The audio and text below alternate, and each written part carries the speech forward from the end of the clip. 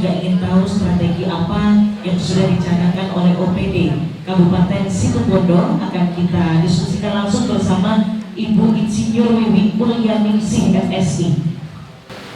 Terima kasih atas kesempatan yang diberikan kepada kami.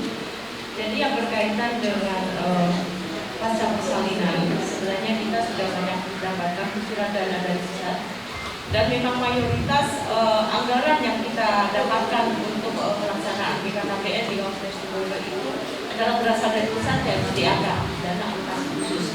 Nah, yang berkaitan dengan pasca persalinan ini, baik misalkan dari sisi anggaran. Jadi anggaran itu sudah disiapkan semuanya oleh DAK, jadi oleh pemerintah pusat yang ditunjukkan oleh pemerintah daerah, di mana untuk baik itu alat kontrasepsi maupun yang berkaitan dengan nanti pelaksanaannya itu sudah dibiayai oleh pemerintah.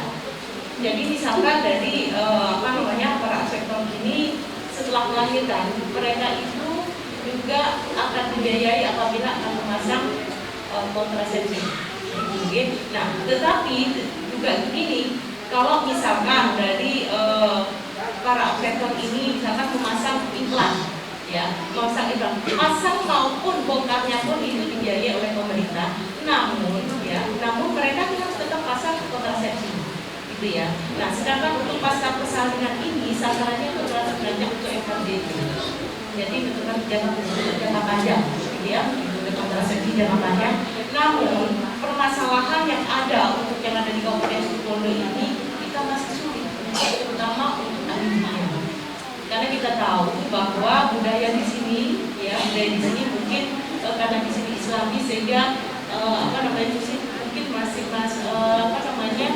budaya malu. Baik. Walaupun kita Pak Sukamto bisa menanggapi hal tersebut. Iya, silakan.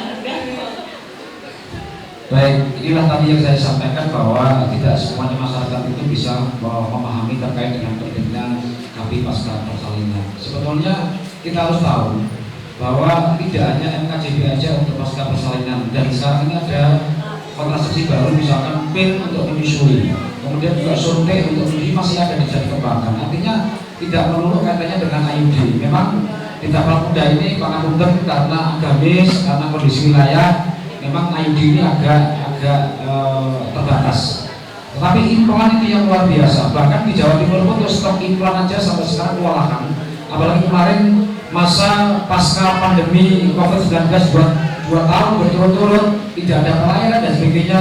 Sekarang luar biasa Buniayatul, bahwa antusias masyarakat luar biasa untuk melaksanakan pemasangan, baik itu pemasangan alkon misalkan dari IUD terbatas, kemudian implan, kemudian pil, sotek pun juga sekarang masih banyak dilakukan oleh masyarakat. Oleh karena itu kami juga berpesan kepada pemirsa CTV dan juga Bapak Ibu yang hadir pada kegiatan kali ini, tolong nanti juga bisa ditularkan, diinformasikan kepada saudara, misalkan kepada tetangga, bahwa pasca persalinan itu juga bisa dilaksanakan tidak hanya kaitannya dengan MKJB, lebih dari itu juga ada pilihan lain sesuai dengan info konten komitmen antara bapak dan ibu.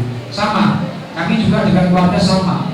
Artinya kita harus persetujuan, ibunya yang KB atau bapaknya yang KB, karena dua-duanya ada kesempatan untuk mengikuti alat kontrasepsi biar nanti salah satu menghindari 4T tadi. Kalau anaknya jejer atau kalau saya bilang 3G, jadi ada yang gendong, ada yang gandul, ada yang gandeng. 3G kan seperti itu. Oleh karena itu biar nanti anak-anak sehat. Untuk apa? Untuk menghindar stunting, dan kita akan mewujudkan generasi yang kualitas di masa yang akan datang.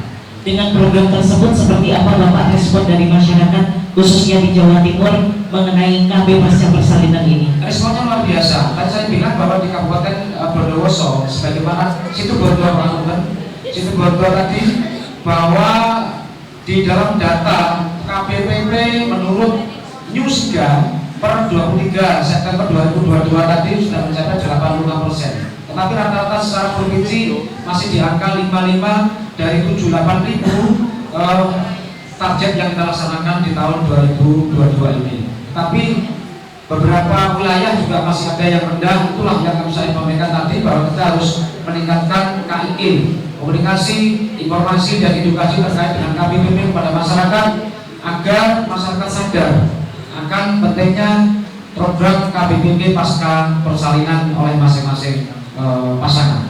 Baik, terima kasih Bapak Sukamto. Kita juga ingin tahu seperti apa peran tokoh masyarakat dalam penurunan stunting dalam pandangan dari Wakil Ketua Komisi 9 DPR RI. Akan kita bahas usai jeda pariwara berikut. Tetaplah bersama kami.